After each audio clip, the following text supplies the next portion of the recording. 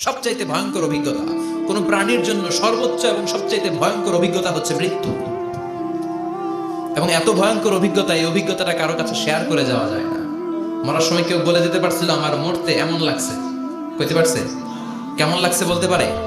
বলা যায় না। তার আগেই চলে যেতে হয় শৈশব, কৈশোর, যৌবন, বার্ধক্য, প্রৌঢ়ত্ব, হ্যাঁ, বয়সের ছাপ, কালো চুল দাড়ি সাদা হয়ে যাওয়া, দাড়ি চুলে শুভ্রতা, দুর্বলতা। This is the circle of life. ছোট্ট ছিলাম, বড় হলাম, সিঙ্গেল ছিলাম, ডাবল হলাম, তারপরে বাবা হলাম, তারপরে শ্বশুর হলাম, তারপরে নানা হলাম, তারপরে চলে যেতে হবে। This is the circle of life. বিশ্বনবী বললেন আমার উম্মতি মা বাইনা 60 ইলা 70, আমার উম্মতের গড় বয়স হলো 60 থেকে 70। এই উম্মতের গড় বয়স কত?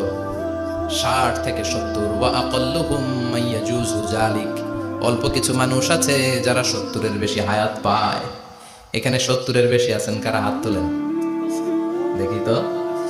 কয়জন? একজন, দুইজন, তিনজন। মাশাআল্লাহ, আল্লাহ আরো হায়াত দেখ। আল্লাহ এদেরকে আরো হায়াত দারাজ করুক। চিল্লায় বলেন আমিন।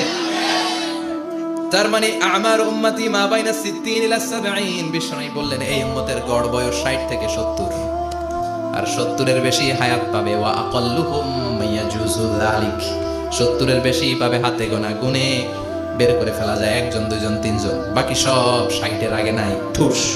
চিল্লা এখন ঠিক কিনা? বাংলাদেশের গড় হায়াত কত মানুষের? 60।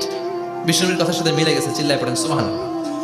এই জন্য বিশ্বনবী বলেন এই যে মুরব্বীদের দাড়ি পাকে, এই যে রাস্তায় অ্যাক্সিডেন্ট হয়, এই যে ক্যান্সারে আক্রান্ত হয়ে লোকজন মারা যায়, তারপরেও কি টনক নড়ে না?